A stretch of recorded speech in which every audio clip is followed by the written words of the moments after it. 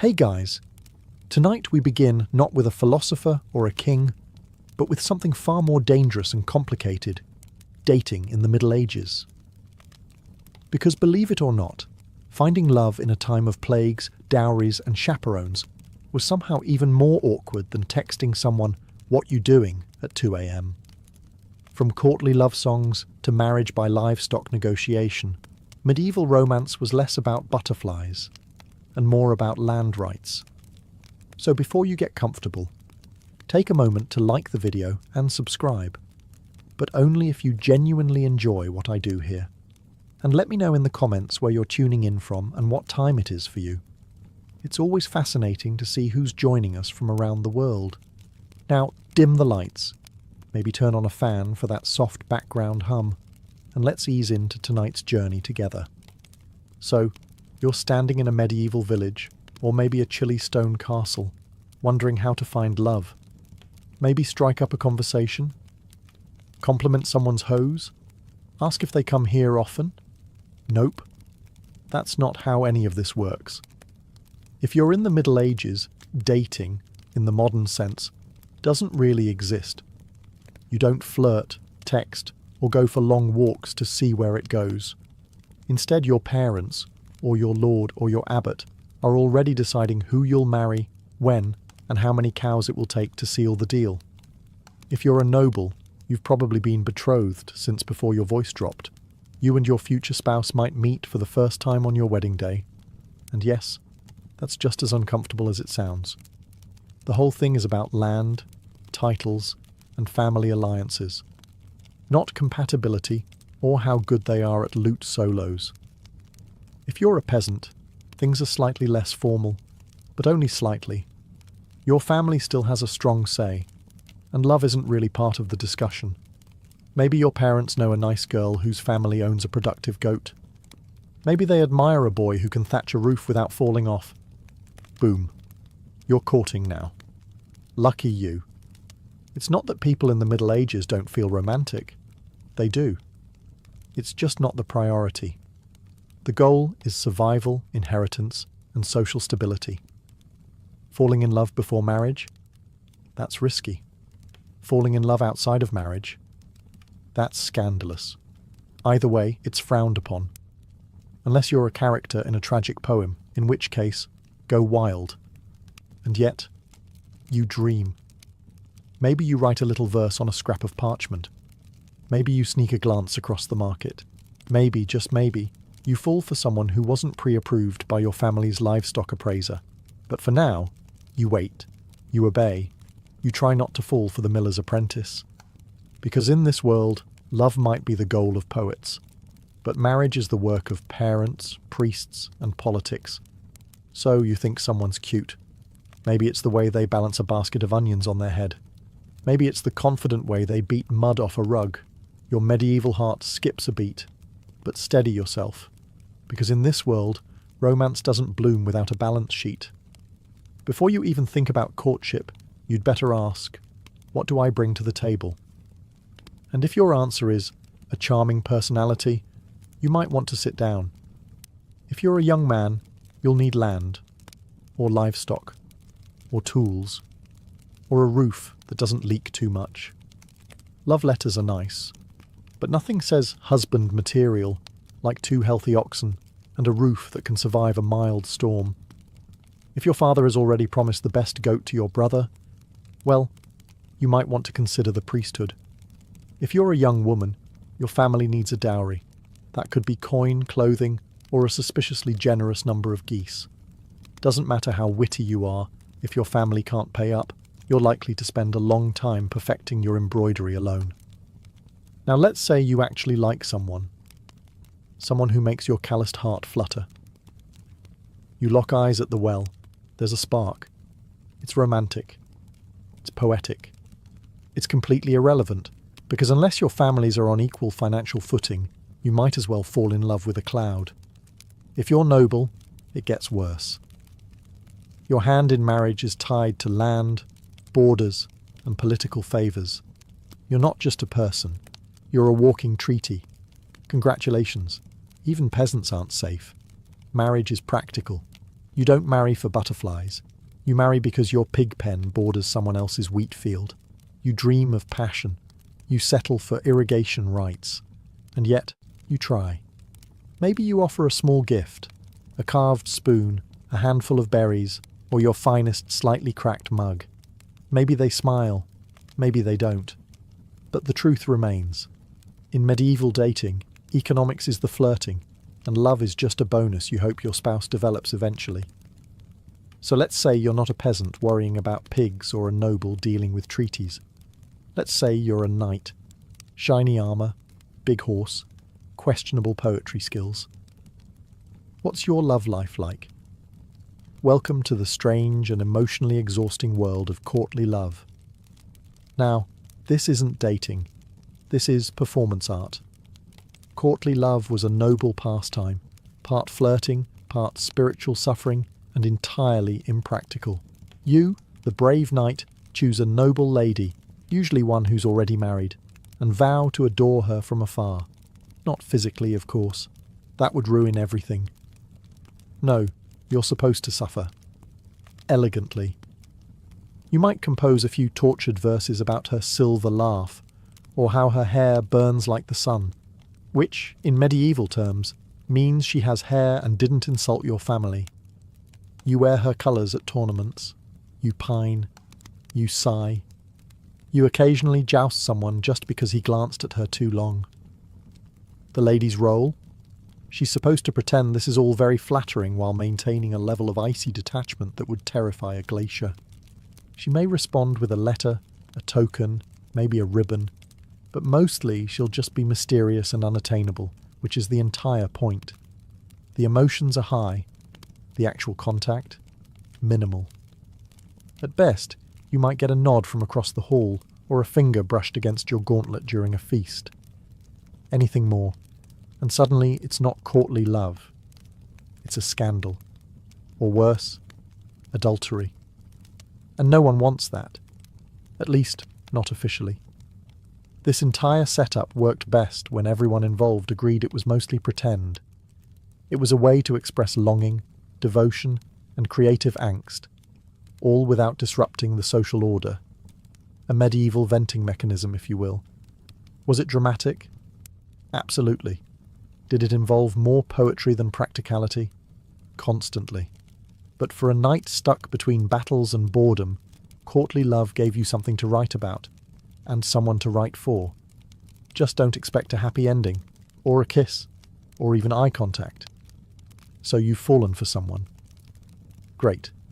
Now comes the hard part, expressing that affection in a society where touching someone's hand without a chaperone is basically a declaration of war.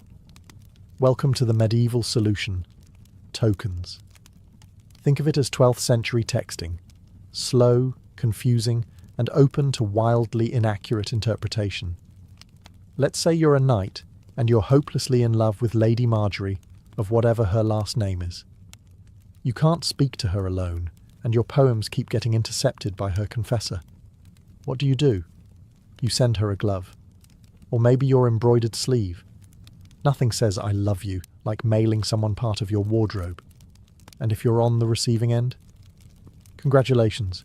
You now have a sweaty linen sleeve you didn't ask for, and the romantic burden of pretending you know what it means. Is he confessing love? Asking for a favour? Suggesting a duel? Who knows? Women gave tokens too. A ribbon, a piece of hair, a tiny pendant. It was sentimental, sure, but also deeply strategic. Give the wrong guy the wrong token, and suddenly you're spoken for by someone with a lazy eye and a drinking problem. Tokens were meant to be subtle. A glove pinned to your chest, a ribbon tied to your sword hilt. Everyone knew what it meant, and no one said what it meant.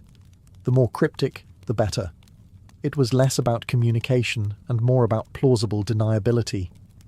Oh, this glove? No, it's not from Lady Joan. It just appeared on my pillow, scented with lavender, completely random. For commoners, tokens were simpler. Maybe a wood carving, maybe a handkerchief you stitched when you weren't milking something. It was still romantic, just with more calluses involved. Tokens were also risky. Giving one to the wrong person could spark rumours. Receiving one you didn't want meant figuring out how to politely return someone's sock without insulting their lineage. But for all the awkwardness, these tokens carried real emotional weight. They were symbols of love in a world that didn't allow much room for it. So you finally build up the courage to talk to your crush. Maybe offer them a flower. Maybe quote a little bad poetry you definitely didn't steal from a travelling minstrel. You're ready for a moment of intimacy. Unfortunately, you're not alone. Welcome to the world of medieval dating surveillance, where love is never blind. It's heavily monitored by your mother, your priest, a nosy cousin, and sometimes all three at once. Let's say you're a young woman of marrying age. You're never just going for a walk. You're going for a walk with Margaret and her terrifyingly strict aunt, who's already judging your posture. Even if you're simply fetching water, someone is watching. Someone is always watching.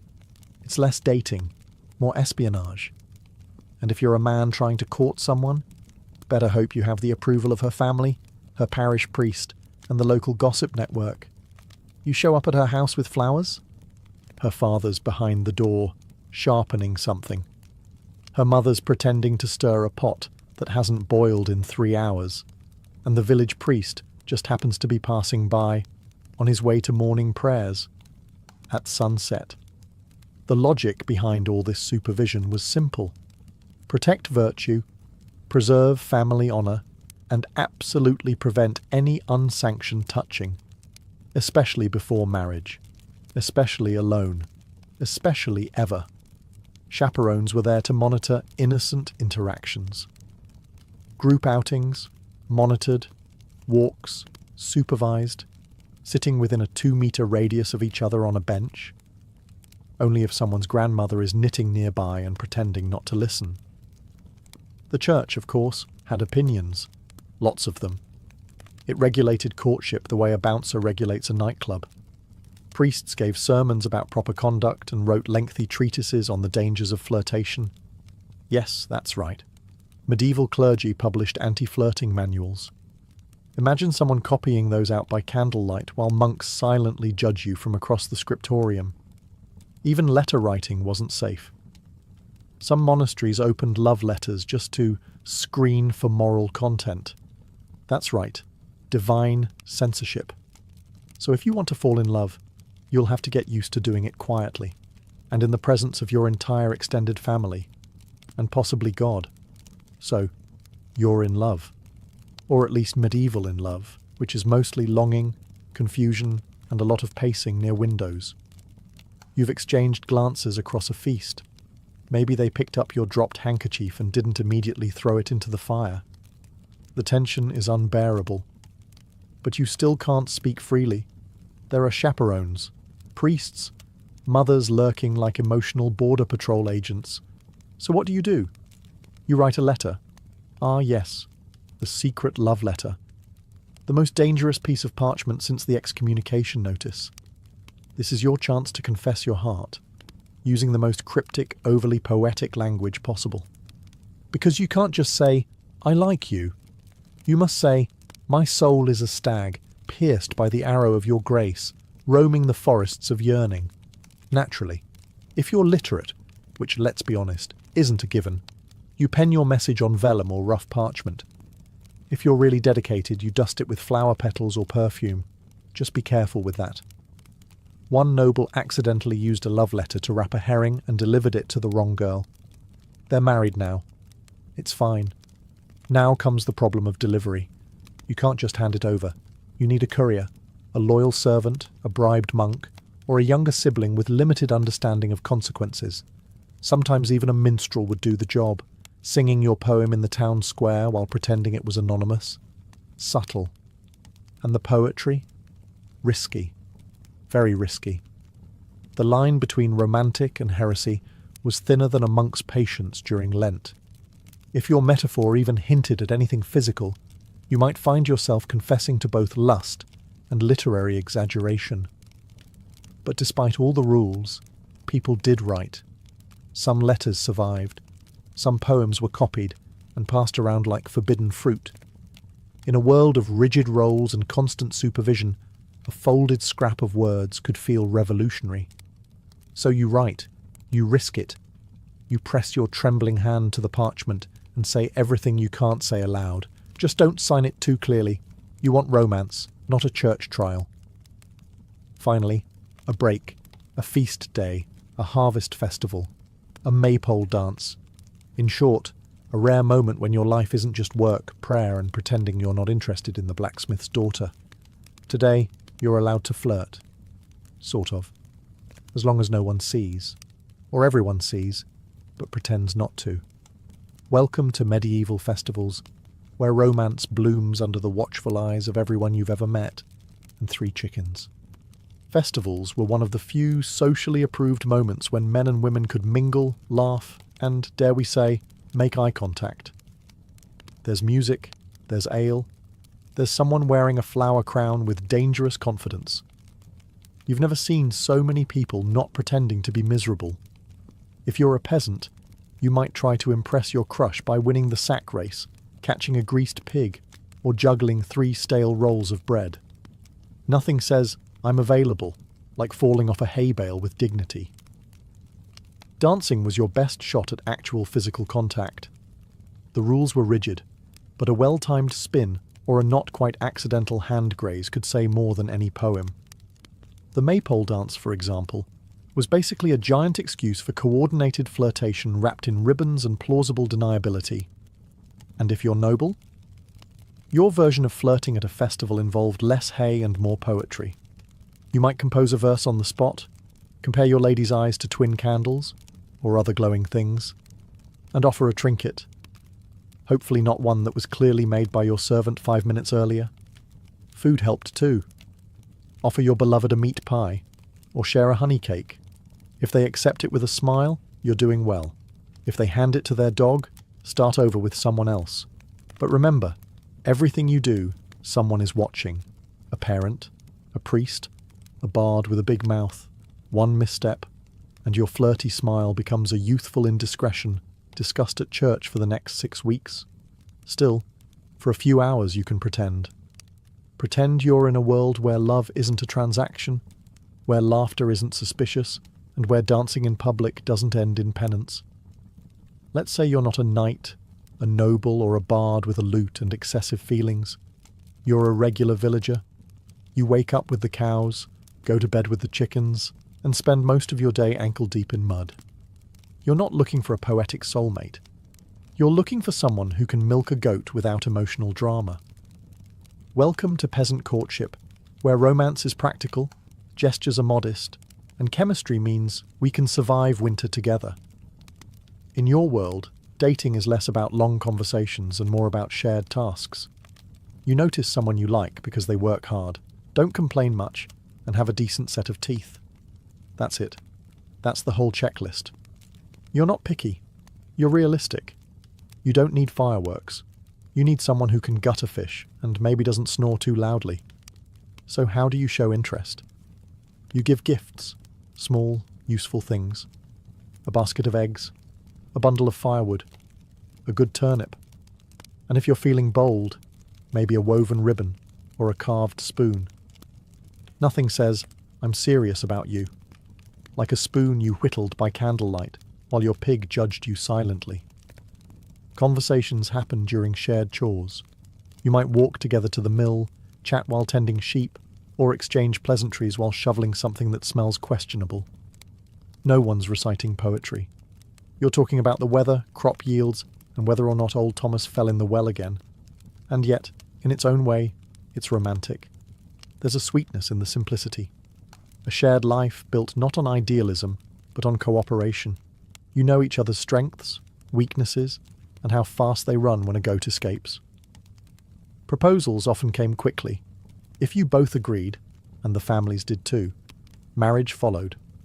Maybe you moved into a shared hut. Maybe you built a new one from scratch with help from the village. You brought your best blanket. They brought a goat. Together, you began the strange miracle of domestic survival. It's not glamorous, but it's honest. You've done it. You found someone who can cook, clean, tolerate your family, and doesn't visibly recoil at the sight of your feet. True love, right? Now it's time to get married, which, in medieval terms, means you're entering into a contract. Not a dreamy vow under the stars. A legally binding transaction, often negotiated with all the passion of a livestock auction. If you're a peasant, it's still a big deal. You gather a few witnesses, talk to the local priest, and try not to trip over the Latin during the ceremony. But behind the sweet-sounding blessings is a serious checklist. Dowry, land rights, who gets the cow, and what happens if someone dies during planting season. Ah yes, romance. If you're from the upper class, buckle up. Your marriage is a full-blown legal negotiation. Your parents, their parents, the priest, a scribe, maybe a cousin who once studied law. They're all in on it. The bride and groom, mostly just standing nearby, looking decorative and nodding when spoken to. You may or may not have even met the person you're marrying. Your family has done the math. Your estate needs her fields, her dowry balances your debts, and both of your coats of arms look good next to each other. Love is optional. The merger is not. And once you're married, it's permanent. Divorce isn't really a thing unless you can prove someone wasn't baptized, was secretly related to you, or died and forgot to mention it. Annulments existed, but they required a lot of paperwork, a bit of luck, and a solid bribe. Still, not everything is bleak. Some couples genuinely grew to love each other, shared chores, raising children, surviving winters. These things have a way of building affection, or at least tolerance, which in medieval terms is basically the same thing. The church was involved in every step. Marriage was a holy sacrament, one of the 7 big ones. You didn't just marry for legal reasons, you married because God needed a witness. Possibly 2. So you stand, exchange vows, and smile as someone hands over a sack of onions and calls it a blessing. So, let's say you've had enough. Enough contracts, enough negotiations, enough being treated like a particularly valuable sack of flour. You're a noble, but for once, you want to marry for love. Not for land, not for lineage, not for your father's strategic ambitions, just love. Congratulations, you're about to cause a scandal. Noble elopements were the medieval equivalent of lighting your family tree on fire and dancing in the ashes. If you ran off to marry someone of your own choosing, it wasn't just personal rebellion, it was political sabotage. Let's say you're Lady Eleanor, promised to Sir Boring von Estate Secure, but you've fallen madly in love with a penniless squire who smells faintly of horses and adventure. You meet in secret, whisper sweet nothings in the stables, and one day, you vanish. Off to a monastery where the abbot owes you a favour. There you marry under questionable legality, with only a nervous monk and 2 chickens as witnesses. Back at home, chaos. Your family? Outraged. Your father? Threatening to siege the groom's family garden. Your mother? Crying into her embroidery hoop. The church? Deeply concerned. The gossip? Delicious. And if you're the groom in this romantic rebellion, don't get too comfortable. Best case scenario? You get to keep your bride and your kneecaps. Worst case? You're excommunicated and disemboweled, in that order. Still, some couples got away with it. If the union couldn't be undone without causing even more embarrassment, families sometimes just sighed and moved on. After all, what's done is done, and at least nobody died. Hopefully. In rare cases, these scandals became legends. Songs were written, poems composed, stories whispered at banquets. 2 nobles who chose love over duty. Practically mythological. And yes, most noble marriages were transactional, but these moments, brief rebellions, passionate escapes, whispered vows beneath moonlit towers, they reminded the world that love, though inconvenient, refused to go extinct. So if you ever feel dramatic for swiping left or turning down a second date, just remember, at least your love life doesn't involve secret weddings, angry barons, and a horse tied to a ladder outside your window. Ah, marriage. That beautiful union of 2 souls, and their respective financial portfolios. Because in the Middle Ages love was nice, but a dowry? Now that was truly romantic. Let's say you're a bride. You're not just getting married, you're being launched, like a small dowry-equipped economic vessel. Your family prepares your dowry: money, livestock, land, linens, a cow or two, depending on how lovable they think you are, and maybe even a set of pewter dishes if they're feeling generous. These offerings go to your future husband, who accepts you and your portable wealth with open arms and a mental calculator. Now flip the scenario. In some cultures or regions, it's not the bride's family giving the goods, it's the bride price.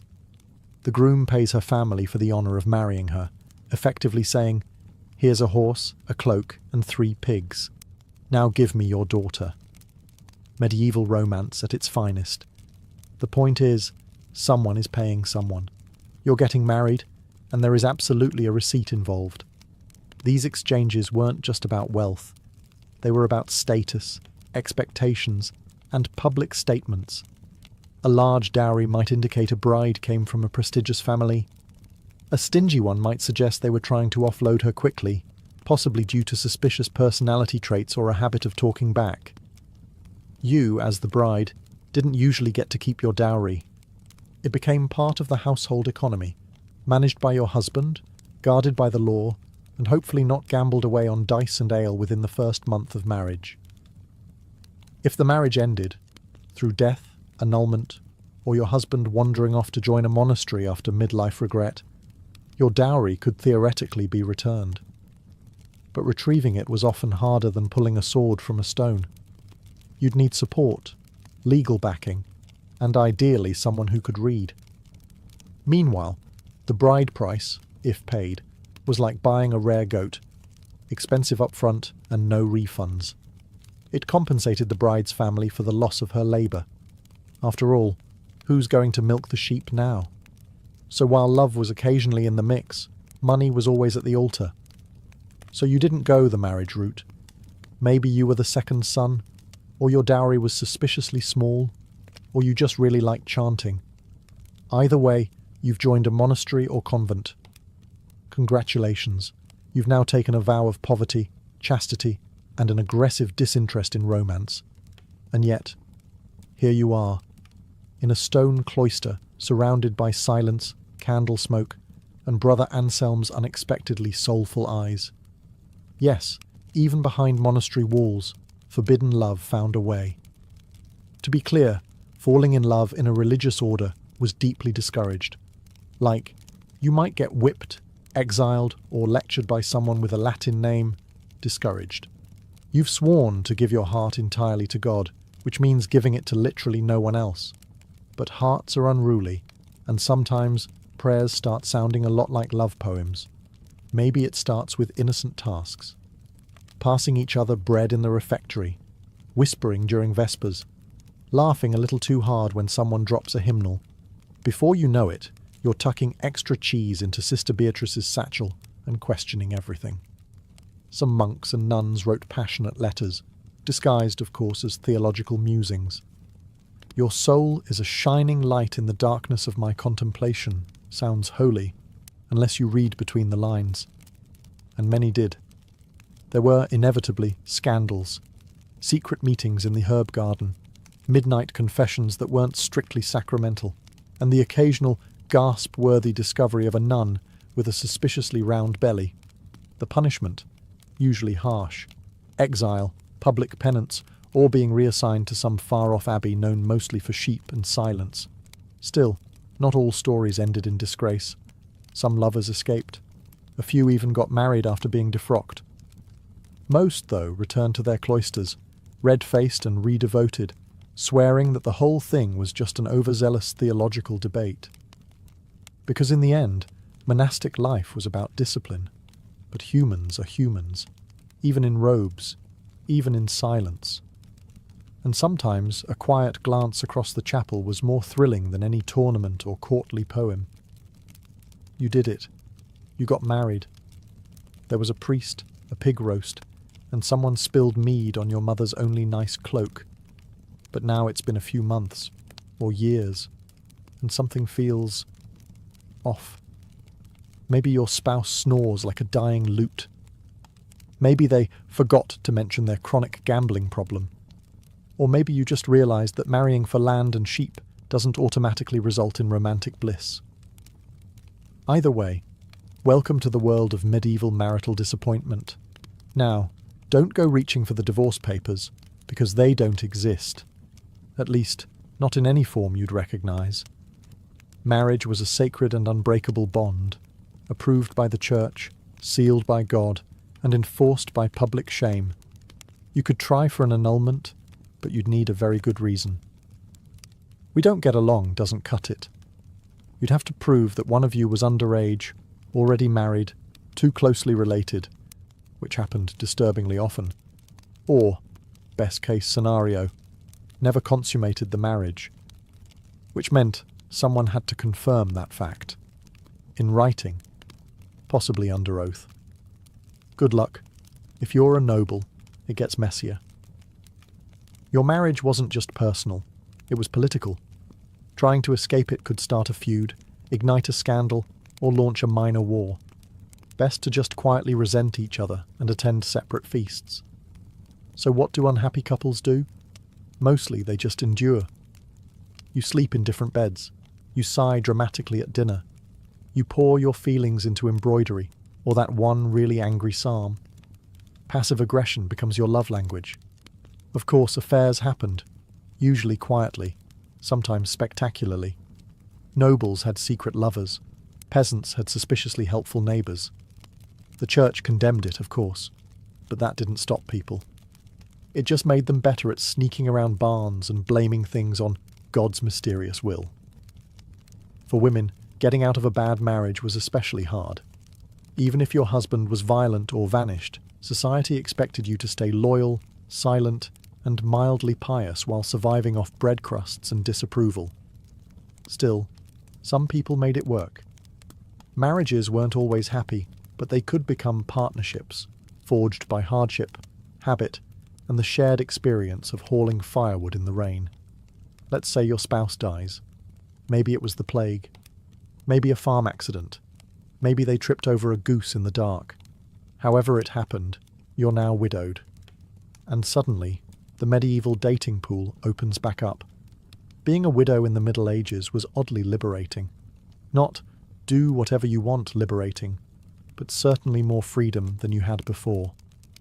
For women, especially, widowhood often brought a taste of independence, managing land, making decisions, even speaking in public without being immediately shushed. And if you were young-ish and still had teeth, you could remarry, quickly, very quickly. Mourning periods existed, but so did survival instincts. A widow with land and no husband was basically a walking treasure chest. Suitors appeared with alarming speed, some sincere, others just very enthusiastic about your dairy cows. If you're a man and recently widowed, society practically pushes you back into marriage. Who else is going to cook, clean, and raise the 11 children you somehow accumulated? So you start looking. Maybe the baker's daughter, maybe that quiet widow who always brings suspiciously good mead to market. Romance in second marriages could be surprisingly sweet. This time around, you're older, wiser. You're not being pushed into an alliance. You're choosing someone to survive with. Maybe even someone you like. Wild concept. Of course, there were rules. The Church frowned on remarriage that happened too quickly. Like, your spouse isn't cold yet. Quickly. And widows often had to negotiate with family over dowries and inheritance. Nothing says romantic second chance like arguing with your brother-in-law over who keeps the butter churn. But still, second marriages were common, even expected. Life was short, winters were long. No one wanted to spend them alone if they didn't have to. And yes, love was part of it. Maybe not the swooning, sonnet-writing kind, but the quiet kind, based on shared stories, mutual respect, and the understanding that both of you had already seen some things. So you light the fire, pour the soup, and try again.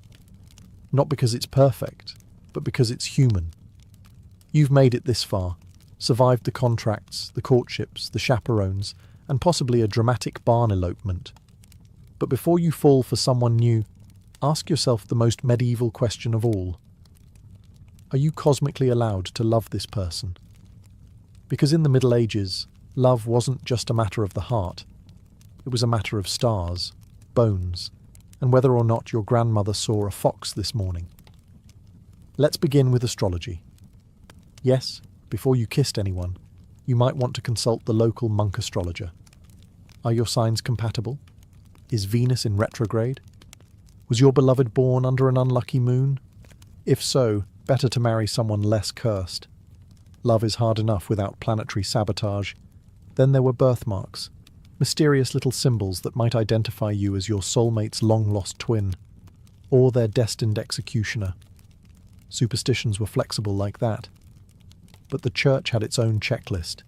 You couldn't marry your cousin, or your second cousin, or your fourth cousin twice removed, unless you had special permission, which the wealthy often bought, because loopholes. So before things got serious, you'd probably need to draw a family tree, and then quietly erase parts of it. Social status also mattered, deeply. A noble could not fall in love with a peasant without it being declared either a miracle or a moral failing. Cross-class romance was rare, scandalous, and only acceptable if it later became a tragic folk song. And then there were the omens. If a raven flew overhead while you were thinking about someone, bad sign. If you dropped bread at dinner while glancing at your crush, forget it. That's a cursed union. Someone might bury a charm under your doorstep to protect you from improper suitors, or to sabotage your chances. Either worked. Love, in this world, wasn't just personal. It was mystical. Everyone had an opinion. The stars, the saints, the weather, and that one woman in the woods who definitely wasn't a witch, except she probably was. But despite all the rules, signs, and whispered warnings, people still loved. Clumsily, bravely, often against advice. Because medieval or not, the heart remains wonderfully disobedient. You've probably heard of Alexander the Great, maybe even Julius Caesar, but have you ever heard of the woman who allegedly chopped off the head of Cyrus the Great and dunked it in blood? Her name was Tomyris, and she didn't rule from a throne gilded in gold or within high-walled cities. No, her court was the open sky, her army was the wind, and her power came not from titles, but from pure, unshakable authority. She was queen of the Massagetae, a confederation of nomadic tribes who roamed the steppes of Central Asia. Think horse archers, tattooed warriors, ritual feasts, and battlefield justice. Tomyris didn't inherit her power from a pampered courtier system. She rose through grit, leadership, and possibly a healthy dose of "don't mess with me" energy. Her people were tough, accustomed to harsh winters, long migrations, and enemies on every side. But even among such people, she stood out. She was a warrior, a lawgiver, and a ruler in her own right. No husband overshadowed her. No brother guided her hand. Now, to be clear, much of what we know about Tomyris comes from the Greek historian Herodotus, a man not exactly known for his strict fact-checking. But if even a fraction of his account is true, then Tomyris wasn't just a queen. She was a storm in human form. At the heart of her story is this. A foreign superpower was growing stronger by the day. The Achaemenid Persian Empire, led by Cyrus the Great. He had already conquered Lydia and Babylon, and now his gaze turned east. The Massagetae were next on his list. But Cyrus didn't fully understand what kind of woman he was dealing with. Before the first arrow flew, before the first spear shattered, and before her son's death changed everything, Tomyris was already preparing for war. Not because she wanted conquest, but because she refused submission. She wasn't just defending territory, she was defending a way of life. And as Cyrus would soon learn, there are some queens you just don't invade. Cyrus the Great had a reputation. He wasn't just any king, he was a conqueror's conqueror. The kind of man who could stroll into ancient cities, topple empires, and still get remembered fondly by historians. So when he looked east toward the land of the Massagetae, he didn't exactly expect resistance. After all, Who could possibly say no to the man who had taken Babylon without even breaking a sweat? Cyrus sent a polite offer first, because of course, every good imperialist starts with a smile. He proposed a political marriage between himself and Tomyris. Now you might think, that's romantic. But Tomyris saw right through it. She understood that this wasn't about love, or even alliance. It was about control. If she married Cyrus, her kingdom would become just another province of the Persian Empire, and she, a trophy queen. She declined, firmly. Cyrus, unaccustomed to rejection, didn't take it well. If he couldn't charm her into submission, he would take her kingdom by force. He crossed the Araxes River, which separated his empire from the lands of the Massagetae, and established a foothold. But Tomyris wasn't idle. She gathered her warriors, consulted her chiefs, and prepared for what she knew was coming: war. Then came the bait. Cyrus, under the guidance of his general Harpagus, laid a trap. He left a portion of his army behind, with a lavish camp overflowing with wine and food, luxuries that nomads rarely indulged in. Tomyris' son, Spargapaises, led a detachment to investigate. They raided the camp, took the supplies, and, fatally, drank the wine. The Persians returned at just the right moment. Drunk, disoriented, and unprepared, Spargapaises and his men were overwhelmed. He was captured alive. When Tomyris heard the news, her world cracked. This wasn't just a military loss. It was personal. Her son, her heir, was now a prisoner in Persian hands. She sent a message to Cyrus. "Give me back my son, and leave. If you do not, I swear by the sun, the master of the Massagetae, I will give you your fill of blood." Cyrus didn't listen.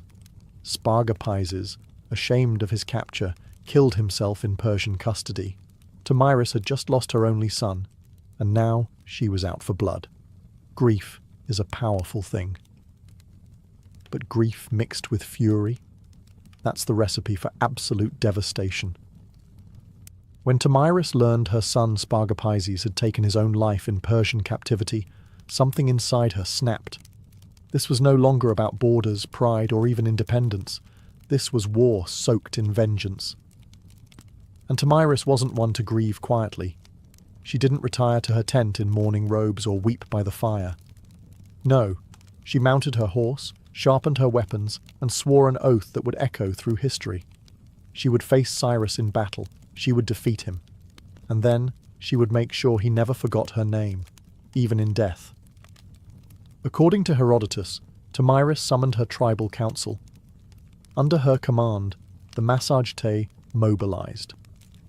Picture it. Hundreds of warriors on horseback, adorned in leather armor, wielding bows and spears, faces painted with fury. They didn't march like a Persian army, they moved like a storm, swift, chaotic, and with deadly precision. This time, she set the trap. Cyrus, perhaps overconfident from his earlier deception, underestimated her resolve.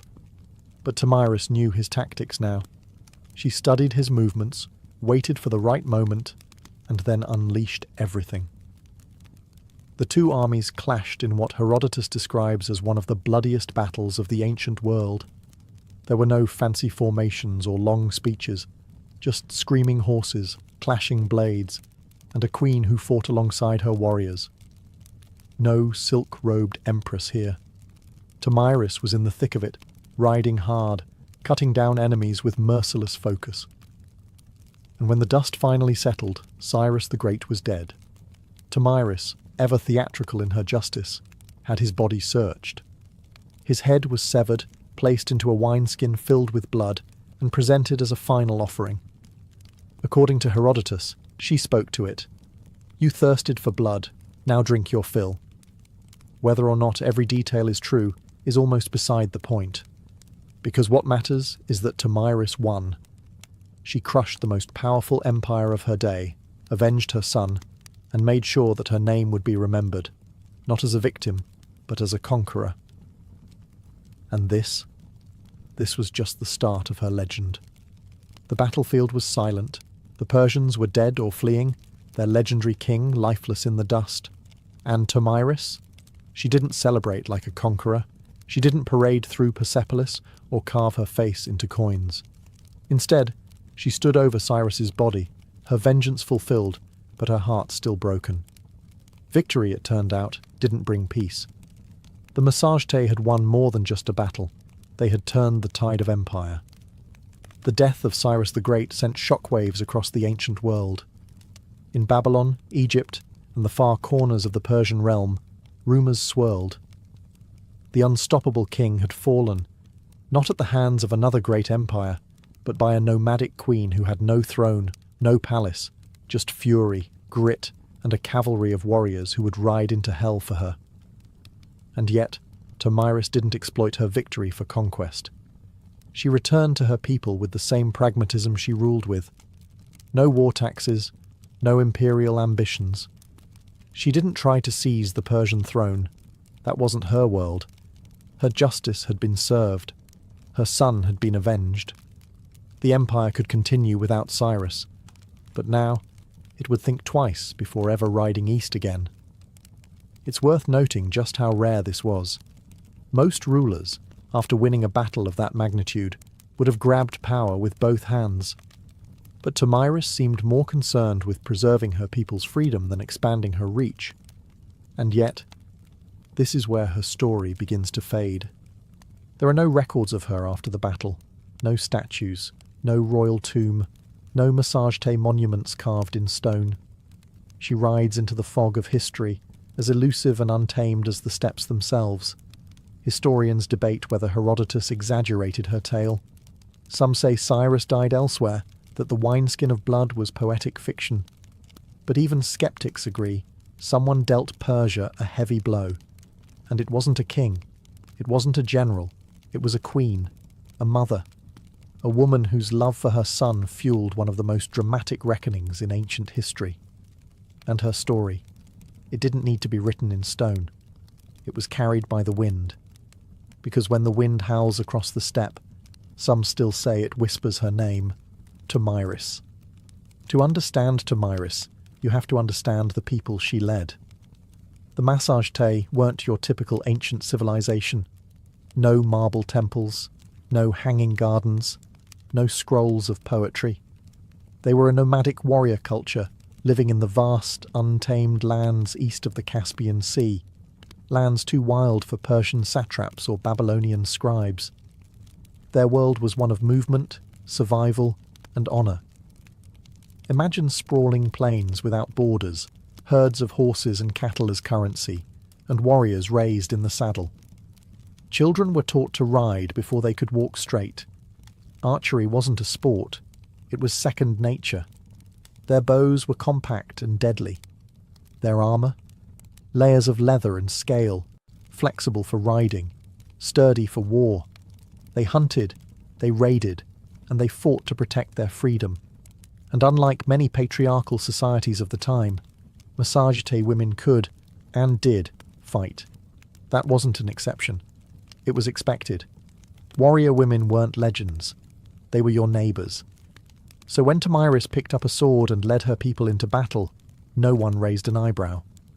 She wasn't pretending to be a man or defying norms. She was the norm, just sharper, smarter, and far more dangerous than most.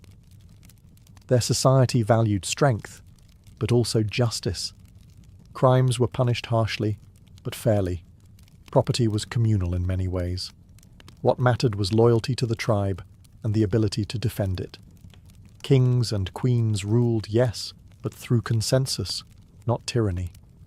Leaders had to prove themselves through deeds, not bloodlines. And as for religion, they were sun worshippers.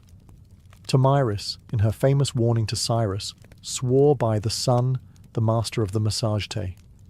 The sun was life, light, and justice, the divine judge of all oaths. To break one's word was to spit in the face of the heavens. In short, Tomyris wasn't some anomaly. She was the ideal embodiment of her people. Fierce, principled, proud. She didn't rise to power in spite of being a woman. She rose because she was exactly the kind of leader the Massagetae revered. While the Persians had bureaucracy, the Massagetae had freedom, and in one brutal, history-defining clash, that freedom held its ground. Because when you come from a land where the wind never stops, and the sky is your only ceiling, submission is simply not an option. You know what's strange? Everything we know about Tomyris, her battle with Cyrus, her son's death, the wineskin full of blood, it all comes from one man, Herodotus. Now, Herodotus is often called the father of history, which sounds great until you realize he's also the father of hearsay, myth, and dramatic flair. The man loved a good story, and if that story involved divine omens, gory revenge, or queens shoving heads into blood, well, even better. So, how much of Tomyris's tale is true? That depends on how much you trust a Greek writing decades after the events, who had probably never met a single Massagetae in his life. Herodotus relied on second-hand accounts, travellers' tales, and whatever rumours were circling the Persian Empire. To him, history wasn't just a record, it was a performance. Still, here's the thing. He chose to tell her story. In a world brimming with male warlords, tyrants, and kings, Herodotus went out of his way to spotlight a steppe queen who brought down one of the greatest rulers in history. That's not nothing. But let's zoom out. Why did this tale spread so widely?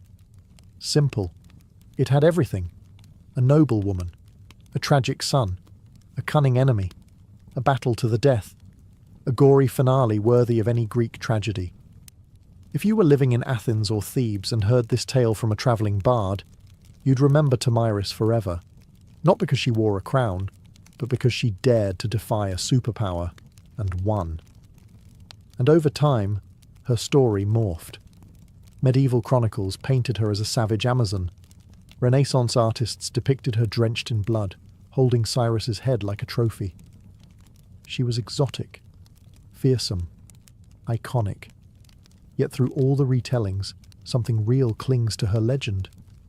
Maybe not the exact dialogue, maybe not the wineskin, but the bones of the story, the queen, the son, the war, the victory, feel too specific, too human, to be pure invention. In the end, Herodotus didn't just preserve Tomyris, he mythologized her. And while that may blur the lines between fact and fiction, it also ensured that her name would live far longer than Cyrus's imperial edicts. Because history forgets generals, but it remembers vengeance.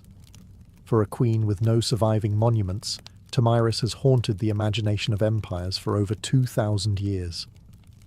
Renaissance painters adored her. She was a dramatic muse, perfect for the bloody climax of a canvas. In 1622, Rubens painted her calmly holding a severed head, while courtiers looked on in awe. In another, she stands regal and composed, while Cyrus's decapitated head is ceremonially dunked into a golden vessel brimming with blood. Tasteful? Maybe not. Memorable? Absolutely. To European artists, Tomyris wasn't just a historical figure. She was symbolism incarnate. A woman who punished pride, a savage noble, a cautionary tale. A feminist icon, depending on who was holding the brush. She could represent the righteous fury of a mother, the barbarism of the East, or the wisdom of a ruler who refused to be bought. Writers loved her too. In the 18th and 19th centuries, she appeared in plays, novels, and philosophical tracts. Enlightenment thinkers debated whether she was proof that women could govern wisely, or a reminder of what happens when emotions rule leadership. Either way, she stayed in print. But oddly enough, her own people left no records. The Massagetae faded from history, absorbed or erased by later nomadic cultures. No carved inscriptions, no burial mounds with gold plaques saying Tomyris was here. Her memory survived entirely through outsiders' eyes, and yet she kept reappearing. In Soviet-era Central Asia, Tomyris was reclaimed as a symbol of resistance against imperialism. Statues of her were erected in Kazakhstan and Turkmenistan. Modern scholars re-evaluated her not as a bloodthirsty barbarian, but as a legitimate head of state, a woman who ruled, led armies, and negotiated from a position of strength. She has appeared in everything from documentaries to video games. In one moment, she's a playable leader in a strategy game. In the next, she's being analysed in academic journals on gender and power. That's range. And here's the strange part. We still don't even know what she looked like. No coins, no busts, no carvings. But we know what she stood for. Strength, vengeance, autonomy, legacy. In a world that forgets queens who behave, Tomyris is remembered because she did not. She didn't ask to be part of history's art gallery. She kicked the door down and posed for the bloodiest portrait ever painted. Tomyris wasn't the first woman to lead warriors into battle, and she certainly wasn't the last. But history tends to treat women like her as exceptions, isolated flashes of power in a man's world. The truth? Tomyris was part of a long, often overlooked lineage of women who ruled through the sword. Let's rewind a bit. Before Tomyris, there was Shamuramat, the Assyrian queen who may have inspired the mythical Semiramis, builder of cities, slayer of rebels. Around the same era, the Scythians, cultural cousins of the Massagetae, had female warriors buried with weapons, their skeletons showing clear signs of battle injuries. These weren't ceremonial roles. These women fought, bled, and died on horseback, and after Tomyris came more. Boudica, the Celtic queen who led a fiery revolt against the Roman Empire in the 1st century CE, is often compared to her. Like Tomyris, Boudica's war was sparked by personal loss. Her daughters were assaulted, her land seized. Her response? She burned Roman settlements to ash. The parallels are uncanny. Grief, vengeance, and an empire too arrogant to see what was coming. There's also Zenobia, queen of Palmyra, who in the 3rd century CE defied Rome itself and carved out her own mini-empire in the east. She minted coins with her face. She declared independence. She made the emperor come to her. What binds all these women together, Tomyris included, isn't just power. It's audacity. They led in eras that pretended leadership belonged to men. They wielded authority not as caretakers or stand-ins, but as strategists, generals and rulers. And while many male leaders were praised for their conquests, these women were often labelled dangerous, unnatural, savage. Why? Because they won. Tomyris wasn't an outlier. She was part of a global, centuries-long pattern of women who rose in times of crisis and made kings bleed. Her story, preserved by Greek pens and modern imagination, reminds us that female leadership wasn't rare. It was just rarely recorded. So when you picture ancient warfare, don't just see helmets and beards. See a queen on horseback, bow in hand, blood in her eyes, and understand, Tomyris wasn't alone. She was just one of the few they couldn't erase. Tomyris never built a palace. She didn't leave behind golden inscriptions or dynastic walls. There's no great tomb, no preserved armour, no marble bust in a museum. And yet, she endures. In many ways, her legacy is a paradox. Her entire story hinges on a handful of paragraphs from Herodotus, biased, embellished, possibly fictional. But those words planted a seed that refused to die. For over 2 millennia, her name has resurfaced, again and again, in times when the world needed to remember that power doesn't always wear a crown, or a beard. She's been reimagined through so many lenses. To Renaissance Europe, she was the noble savage, a warning to tyrants. To modern Central Asia, she became a folk hero, a symbol of resistance and national pride, especially in countries still reckoning with colonial and imperial pasts. Statues of her rise from plazas in Kazakhstan. Children learn her name in school books. Politicians quote her when invoking strength and independence. But beyond symbolism and myth, there's something undeniably human about her story. It's about a mother who lost her son. It's about a leader forced to choose between surrender and survival. It's about a person who, when cornered by one of the greatest powers the world had ever seen, chose to fight, and won. In a world that often erases the names of warrior women, Tomyris persists like a blade buried just beneath the surface, always ready to be unearthed by a new generation hungry for stories of untamed defiance. She reminds us that history isn't just kings and empires. It's also mothers and queens, grief and revenge, dirt and blood. It's the silent moments after battle, when a woman stands alone in a field littered with corpses, knowing she has changed the course of the world, but will never be fully believed.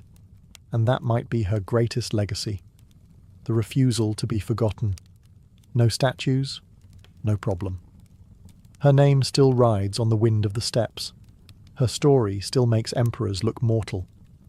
And her legend still whispers the warning, "Come for me, and you'll drink your fill of blood." So the next time you hear of a great king's downfall, remember, sometimes the final blow comes not from a rival empire, but from a queen on horseback, lost to history, but never truly gone. Imagine a life where your walls are made of felt, your roof is stitched from hide, and your front door opens to the horizon. There are no cities, no farmland, no stone monuments to pass on to the future, just the rhythm of hooves, the whisper of grass, and the ever-changing sky. For ancient nomadic cultures, permanence was a myth, and mobility was strength. From the Eurasian steppes to the Arabian deserts, ancient nomads shaped entire civilizations without leaving a single marble temple. These weren't rootless wanderers.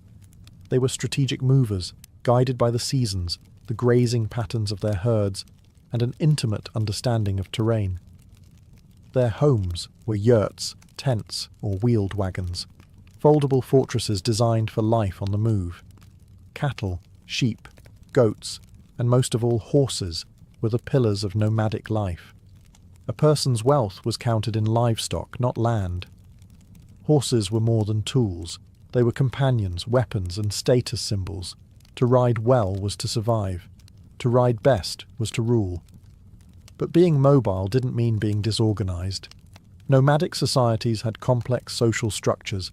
Power usually flowed through clans and tribes, with leadership often based on merit and influence rather than strict heredity.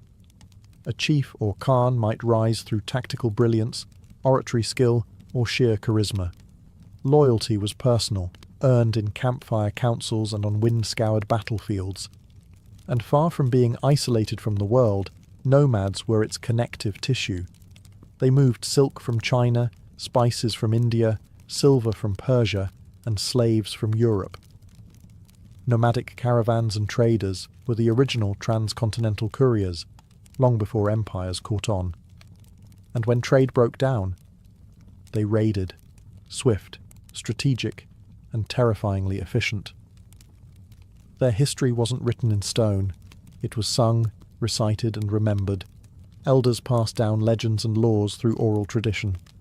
A tribe's entire legal system, history, and identity could be carried in the mind of a single bard or elder. Stories weren't entertainment. They were instruction, governance, and identity. In the eyes of empires, nomads were unpredictable, alien, and dangerous. But to themselves, they were guardians of freedom, masters of adaptation, and heirs to the wind. They left few ruins behind, but they reshaped the world every time they rode. Long before the Mongols thundered across Eurasia, the Scythians ruled the wind-swept steppe. Between the 9th and 2nd centuries BCE, these nomadic warriors dominated the lands stretching from the Black Sea to the edges of Central Asia.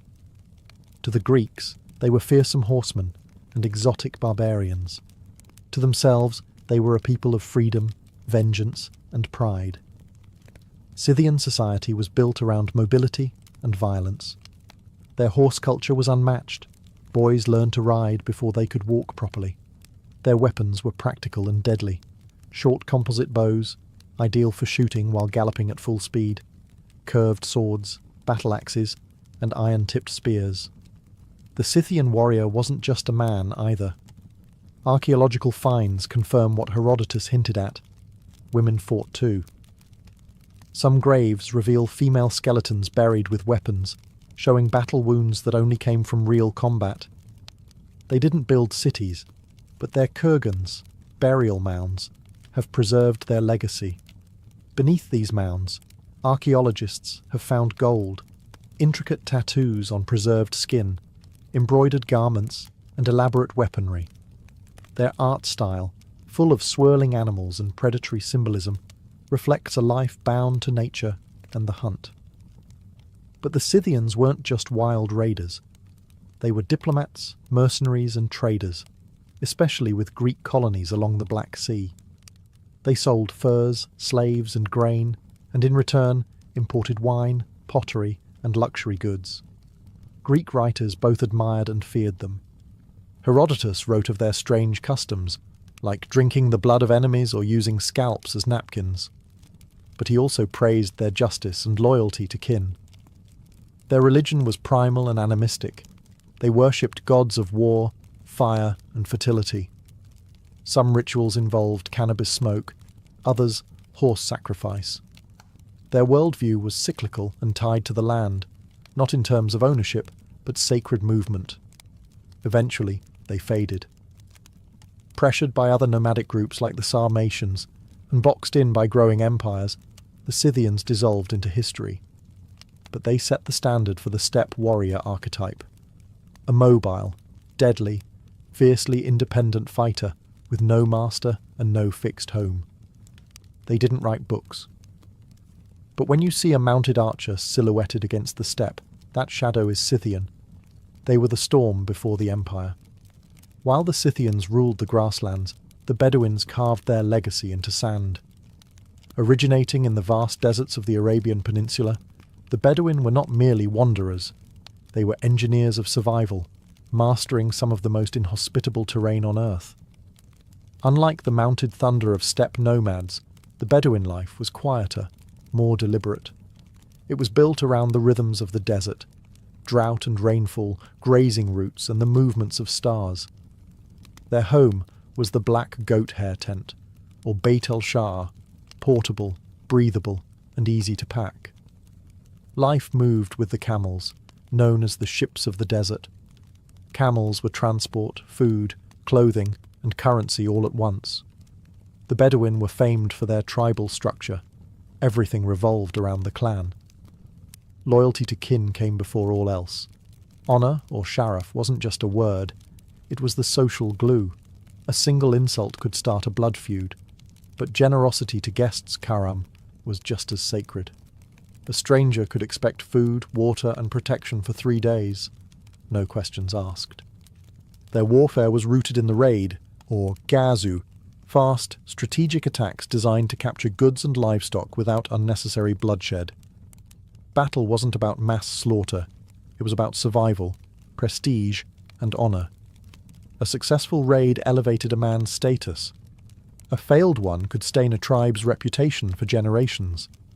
But Bedouin life wasn't all conflict and sandstorms. It was rich in oral tradition. Poets were warriors of words. Their verses preserved history, shamed enemies, and praised heroes. Poetry was passed from memory to memory, often performed in song-like cadence around the fire. Some poems became tribal lore, others became legacy. Trade caravans also passed through Bedouin lands. These tribesmen served as guides, protectors, and sometimes smugglers, moving goods like incense, spices, and silk from southern Arabia to the Levant and beyond. They knew every oasis, every star path. Their knowledge was legendary and expensive. Though many Bedouins later integrated into cities and empires, they maintained a fierce sense of identity. Even today, the black tent and tribal codes remain symbols of Bedouin pride. They weren't just survivors of the desert, they were its soul. No nomadic people have ever reshaped the world quite like the Mongols. In the 13th century, these steppe riders erupted out of the plains of Mongolia and carved out the largest contiguous land empire in history.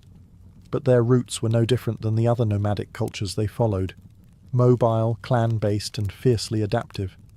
Life on the Mongolian steppe was brutal and demanding.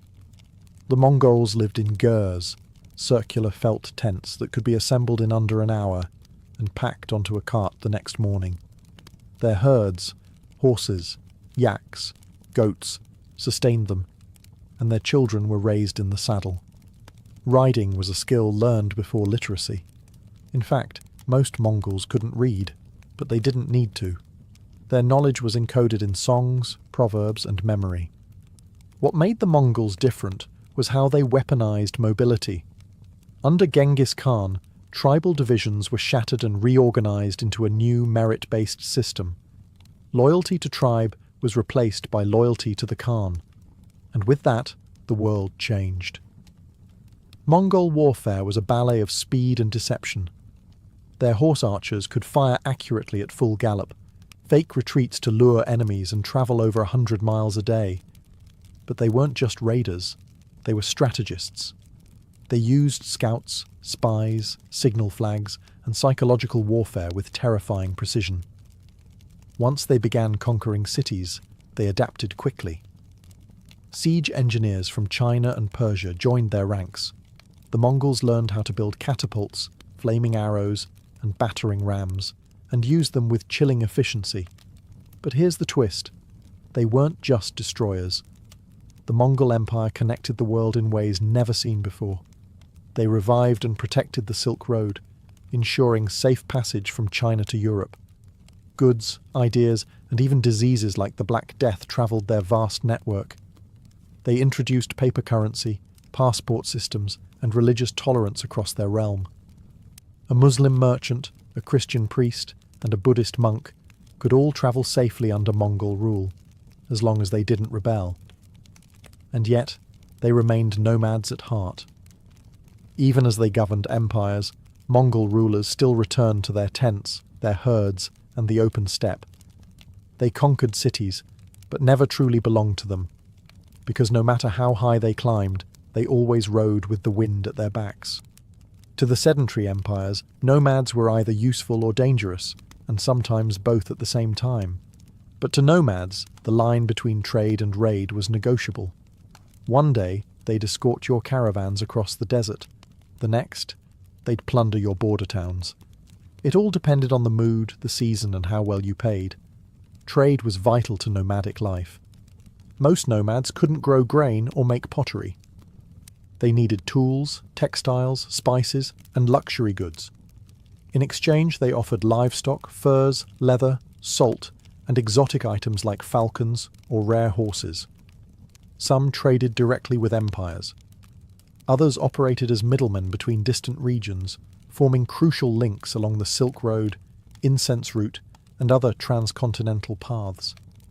But these weren't simple merchant caravans. They were armed convoys, ready to defend themselves or attack, depending on the situation. A tribal leader might negotiate with a border governor one week, then raid his storehouses the next. Empires called this treachery. Nomads called it options. The Scythians, for example, traded grain and gold to Greek cities along the Black Sea, but if a city tried to cheat them, they burned it. The Bedouins protected incense and spice caravans across Arabia. Unless someone failed to pay protection fees, then the camels changed direction. The Mongols under Genghis Khan initially tried peaceful trade with the Khwarezmian Empire, but when their merchants were executed, they responded by annihilating entire cities. To the nomadic mind, trade was personal and political. It wasn't just business, it was a reflection of respect. If a sedentary kingdom treated the nomads as equals, commerce thrived. If they disrespected them, the punishment was swift, and usually on horseback. This tension gave rise to a strange relationship. Border economies. Towns and cities on the edge of nomadic zones often became hybrid spaces, half military outpost, half market. Governors bribed chieftains, tribes traded news, horses, and intelligence. Sometimes marriages were arranged to seal fragile peace.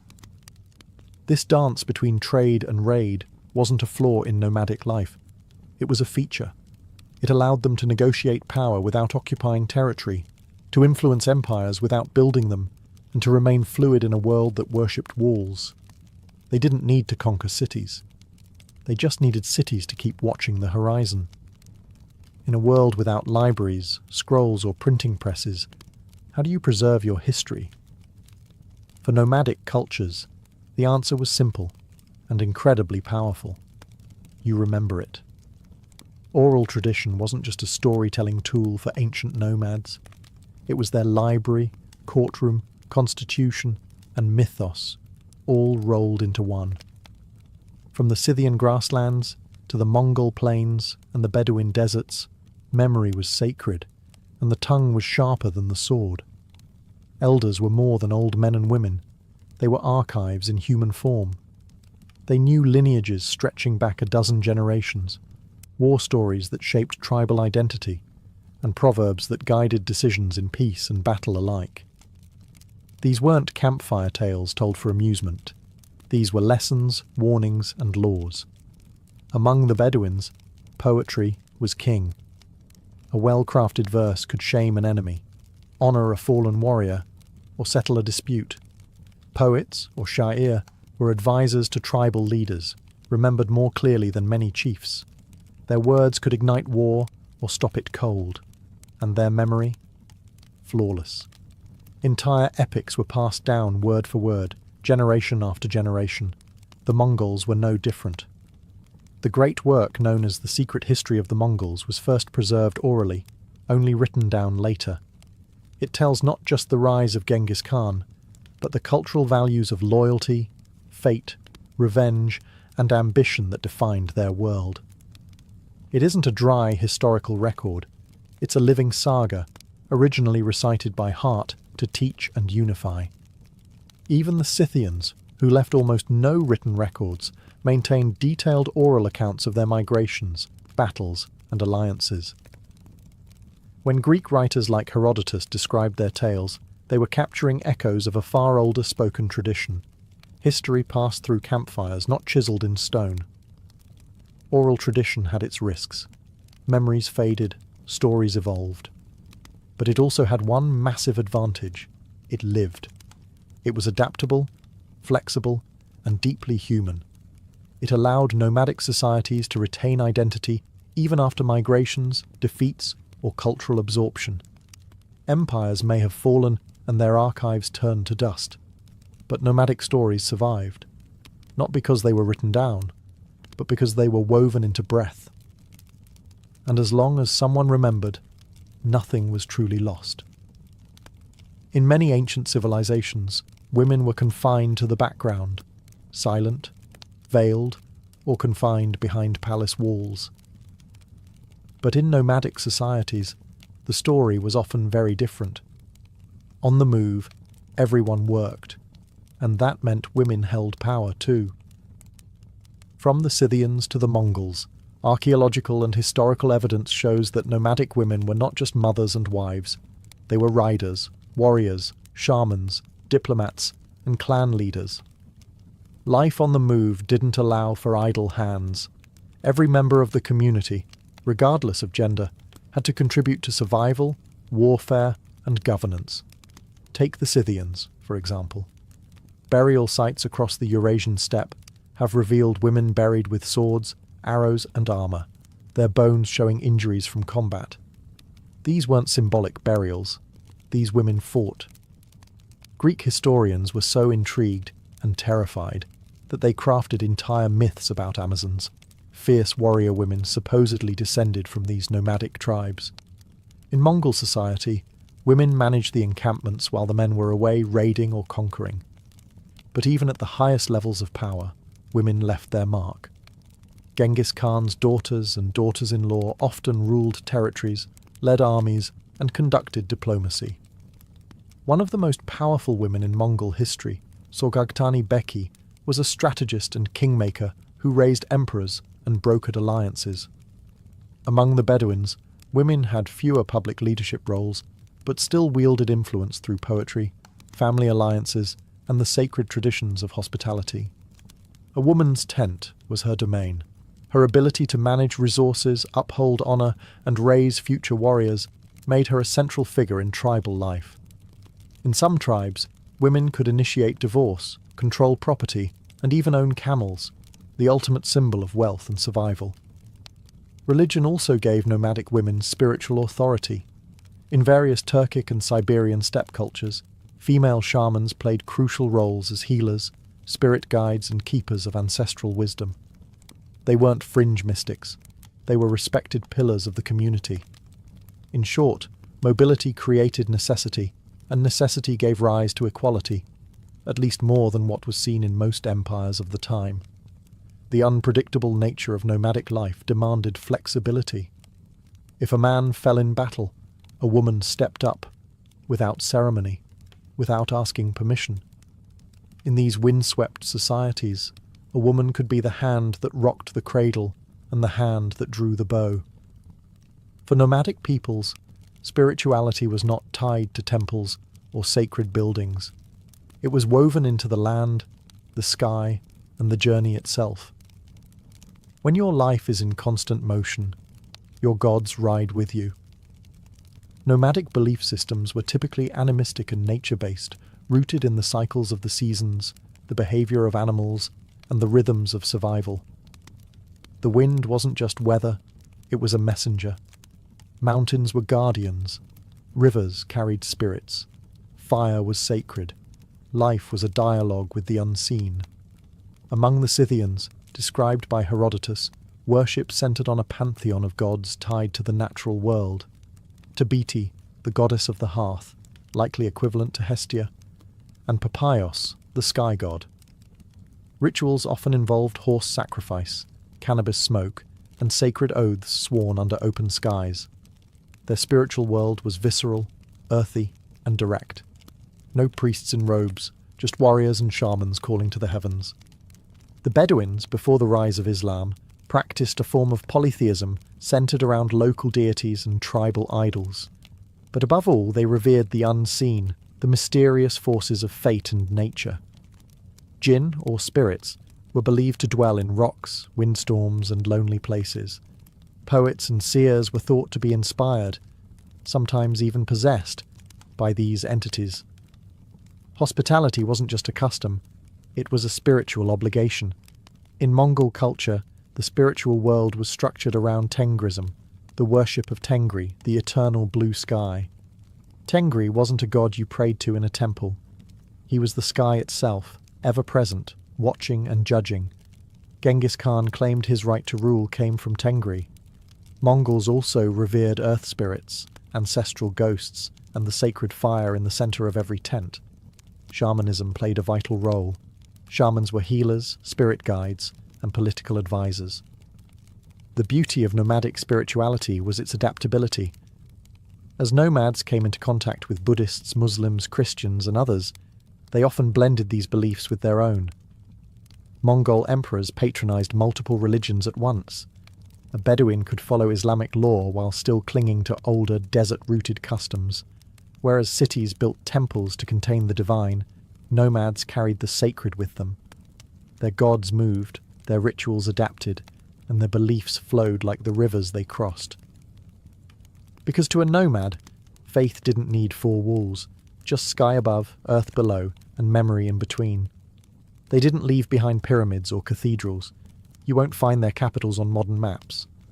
And yet, the legacy of ancient nomadic cultures is written all over history, in the flow of trade, the scars of conquest, and even the languages we speak.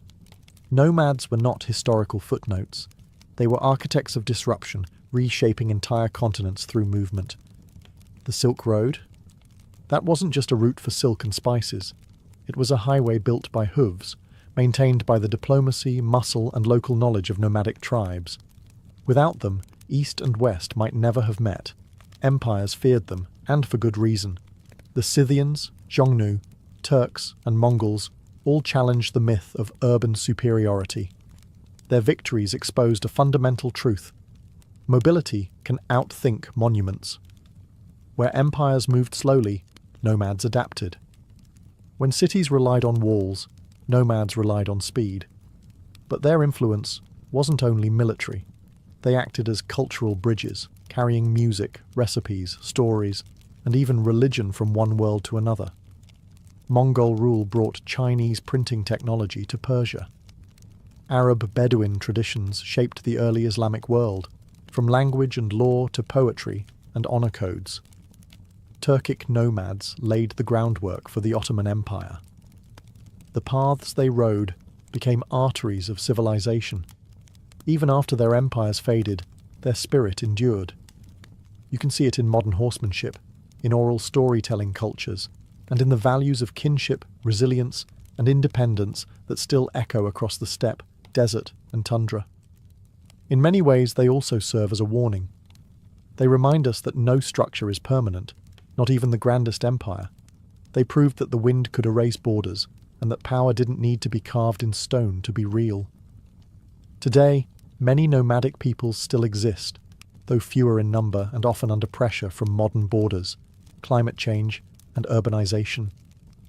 Yet their descendants carry traditions older than most nations: hospitality to strangers, reverence for animals, and stories that ride through generations like horses through fog. So when you study history, don't just look at the walls, the temples, the thrones. Look between them. That's where the nomads lived, and that's where history moved. In the mid-1800s, America was a country divided, not just by politics, but by terrain. The East bustled with cities, factories, and ports. The West was a wild expanse of mountains, deserts, and goldfields. And between them stretched over 1,700 miles of unforgiving wilderness. To journey from New York to California meant weeks on a ship around Cape Horn, or months in a wagon, dodging disease, bandits, and dust. But the dream was there, a railroad that would tie the country together, steel rail by steel rail, a direct line from coast to coast, unthinkable to some, inevitable to others.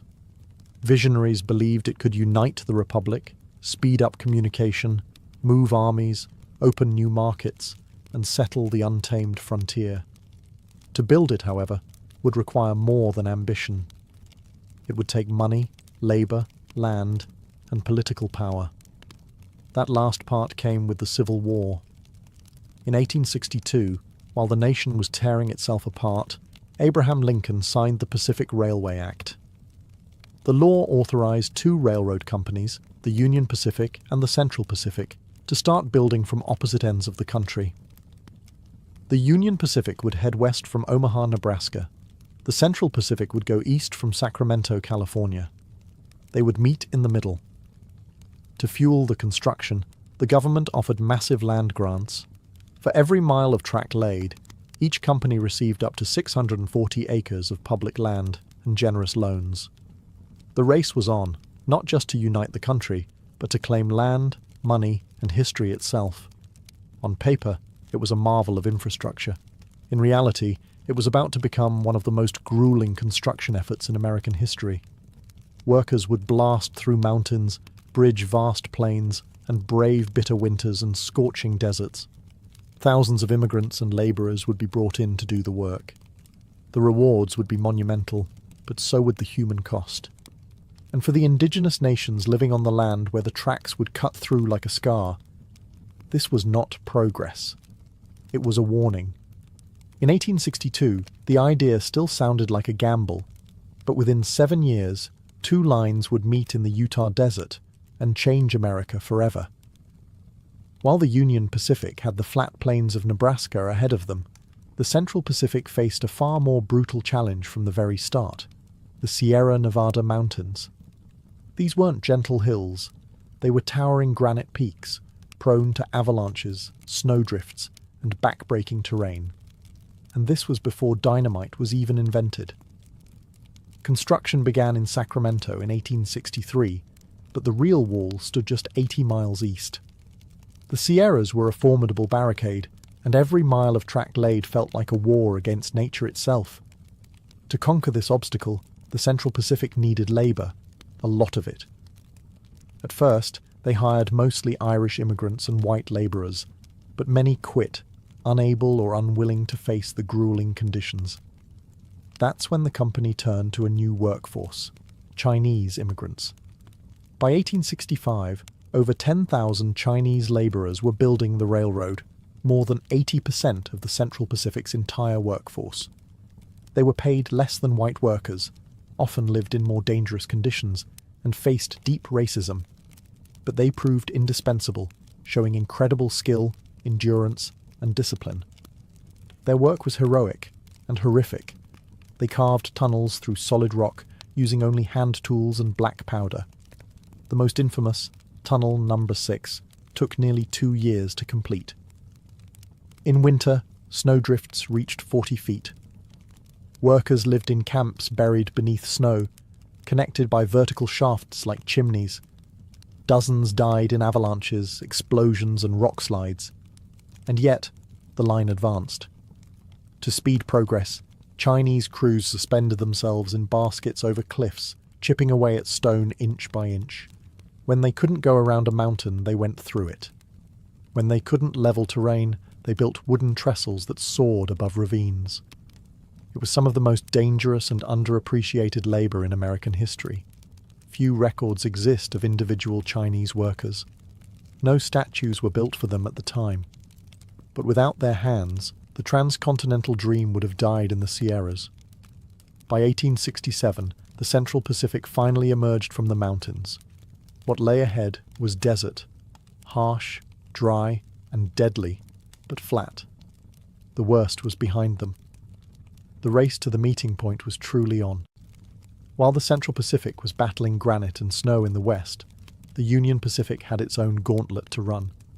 Starting from Omaha, Nebraska, the company laid track westward through the Great Plains, a land that seemed endless, flat, and deceptively simple. But the challenge wasn't the geography.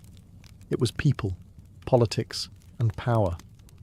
The Union Pacific hired largely Irish immigrants, former Union soldiers, and freedmen. Many were veterans looking for steady pay after the Civil War. Crews could lay 2, sometimes even 3 miles of track in a single day.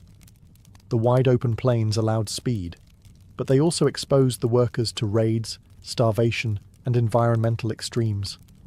This was indigenous land. The Pawnee, Cheyenne, Arapaho, and Lakota Sioux had hunted, lived, and died on these plains for generations. And to them, the railroad was not progress. It was an invasion. The track cut directly through tribal hunting grounds. The smoke-belching engines frightened buffalo herds. Telegraph poles and surveyors disrupted sacred spaces. Tribes saw what was coming. Settlers, soldiers, fences, and displacement. Resistance was inevitable. The Lakota Sioux, under leaders like Red Cloud, fought back fiercely. They raided camps, attacked surveying teams, and tore up rails. In response, the US government built forts along the route and stationed troops to guard the track. Railroad construction became a militarized operation, with track layers working under the protection of armed guards. It was a low-grade war, fought with rifles and treaties that never lasted.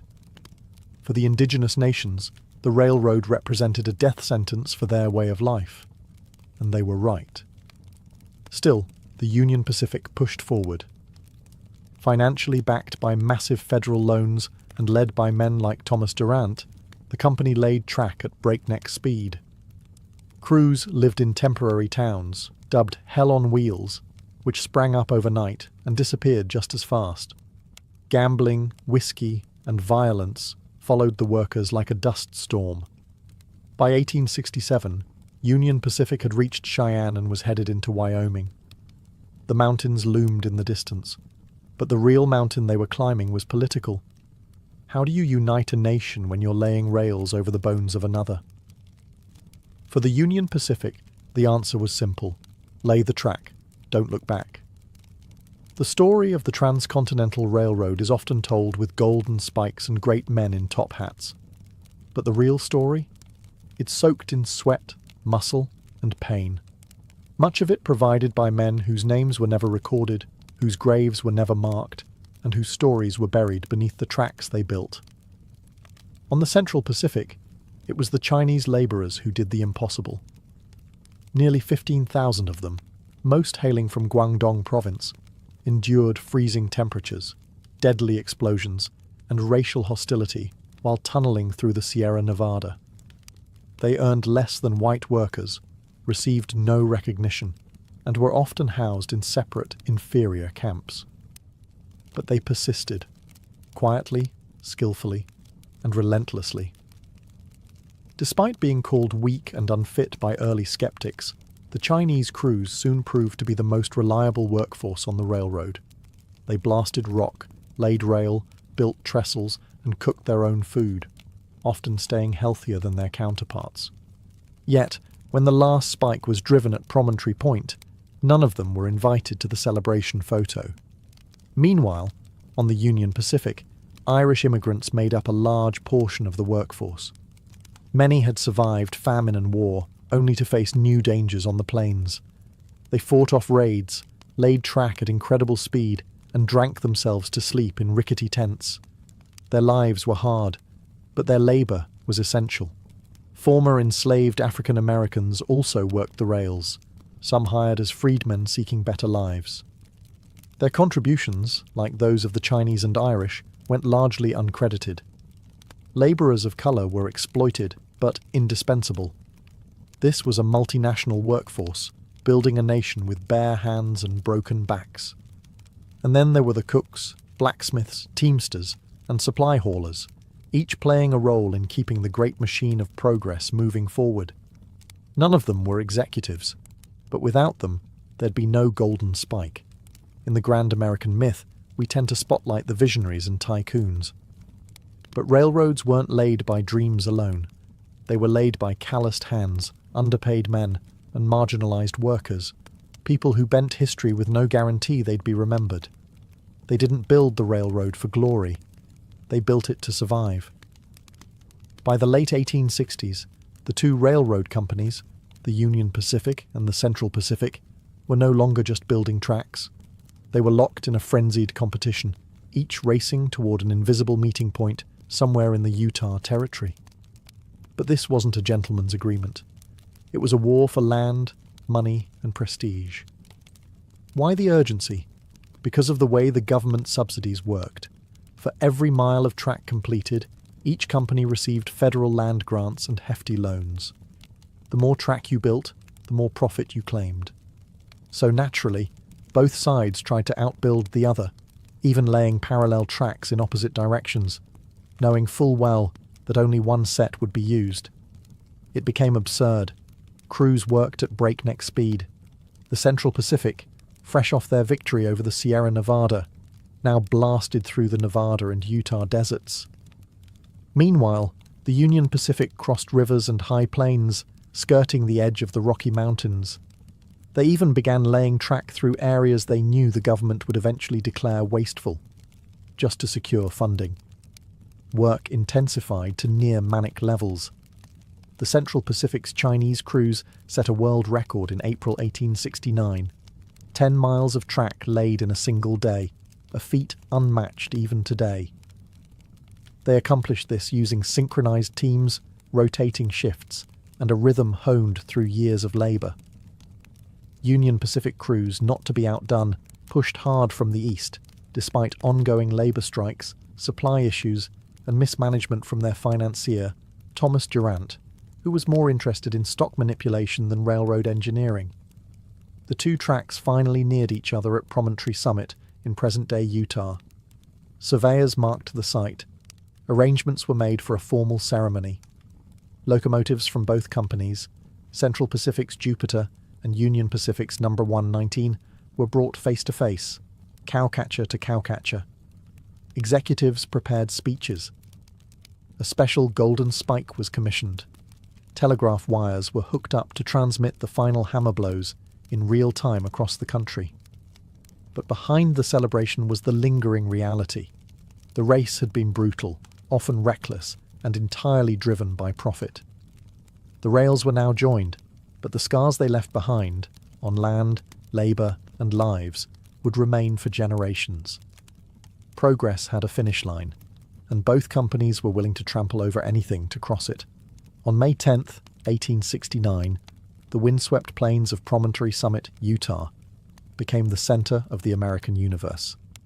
A crowd of workers, officials, journalists, and railroad executives gathered to witness the momentous event, the joining of the Union Pacific and Central Pacific Railroads, the completion of the Transcontinental Railroad.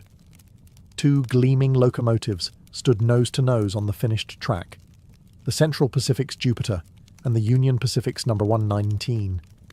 Between them lay a final rail, and at its centre, a golden spike, engraved with the words, "May God continue the unity of our country as this railroad unites the two great oceans of the world."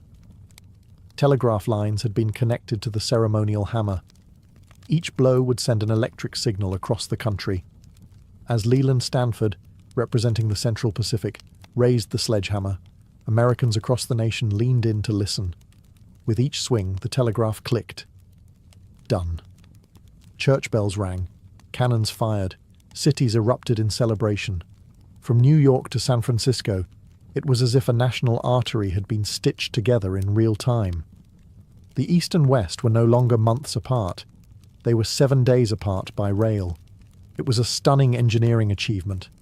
The United States was now bound coast to coast by steel and steam. The symbolic significance couldn't be overstated. A young, post-Civil War nation had proven it could connect its fractured parts and march into a modern industrial era. But not everyone was part of the celebration. None of the Chinese workers who had laid most of the Central Pacific's track were invited to the photo. They had been excluded from the ceremony entirely, despite their role in accomplishing the impossible. The Irish labourers, freedmen, native guides, and other marginalised workers were also absent from the frame. In their place stood bearded men in frock coats, holding hammers and cigars. So while the country celebrated unity, the reality was more complex. The railroad did connect east to west, but it also sharpened divisions between races, classes, and cultures. It united markets, but at the cost of many human lives. The photo that day captured the official story of the railroad. But the real story? That was buried beneath the track. The completion of the Transcontinental Railroad didn't just shrink geography, it exploded the American economy. Almost overnight, the United States was no longer a bi-coastal nation awkwardly bridged by wilderness. It was now a single economic organism, pulsing with movement, commerce, and opportunity. Goods that once took months to transport by wagon or ship could now move from coast to coast in under a week. Agricultural products from the Midwest, wheat, corn, cattle, could be shipped westward to booming mining towns or eastward to the industrial cities. Manufactured goods flowed in the opposite direction. Rail cars replaced oxen. Steam replaced sail. What had once been an uncertain frontier was now a profitable supply chain. Towns sprouted like weeds along the railroad towns that grew up almost overnight. Some became cities. Others disappeared as quickly as they came, especially if the rail line shifted. But each one was a node in a growing network, connected by a steady rhythm of pistons, whistles, and smoke. The railroad also helped fuel industrial growth. Ironworks, coal mines, timber mills all surged with demand. The need for rails, locomotives, and infrastructure created jobs across the nation. Steel barons and railroad tycoons got rich, bankers lined their pockets, and small-time entrepreneurs rode the wave, opening hotels, restaurants, and general stores along the line. Mail moved faster. News travelled across time zones in days instead of weeks. For the first time, the government could project real presence across the full continent, deploying troops, resources, and political influence wherever the rails reached. And let's not forget the human factor. Millions of people moved west. Immigrants from Europe who once landed in New York now saw a direct path to land and labour in California, Oregon, and the Western Territories. Homesteaders, prospectors, ranchers, and outlaws all rode the same steel road toward destiny. Of course, this boom wasn't evenly shared. Wealth flowed upward. Native lands were devoured. Labourers remained poor. But there's no denying it. The railroad transformed the US from a regional republic into a continental power. The engine wasn't just moving people, it was moving money, power, and the future. And once it started, it wasn't going to stop.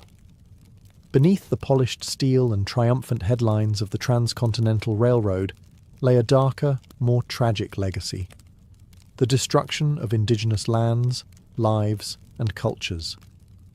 The railroad didn't just connect east and west, it sliced through native homelands, carving out routes through territories held by the Lakota, Cheyenne, Shoshone, Ute, and many others. What had once been open plains and sacred ground was now divided by rails, telegraph poles, and fencing. With each spike driven, native sovereignty was eroded. The impact was immediate and brutal. Buffalo herds, central to plains tribes' economies, diets, and spirituality, were slaughtered en masse to clear the way for trains and settlers. In some cases, passengers were encouraged to shoot buffalo for sport from moving trains. These herds, once numbering in the tens of millions, dwindled to near extinction in just a few decades. The railroad brought more than tracks. It brought settlers, soldiers, and surveyors. Towns popped up where there had been none. Homesteaders, empowered by the federal government, staked claims on tribal lands. What treaties hadn't taken, the railroad now absorbed. And with settlers came enforcement, military garrisons, sent to protect the tracks and suppress any resistance. Conflicts erupted. The Sioux, Cheyenne, Arapaho, and other tribes fought back in what became a series of bloody wars, some labelled uprisings, others outright massacres. From Red Cloud's War to the Battle of Little Bighorn, the railroads were both the battleground and the prize. Eventually, resistance was crushed. Indigenous nations were confined to reservations, often hundreds of miles from their ancestral lands. The psychological toll was immense. Sacred sites were desecrated. Hunting patterns were broken. Nomadic cultures, built around seasonal migration and vast open space, were forced into fixed locations, under constant surveillance, and all of it was justified in the name of progress. The Transcontinental Railroad was hailed as a marvel of American ingenuity, but it came at the cost of 1,000 nations' dreams.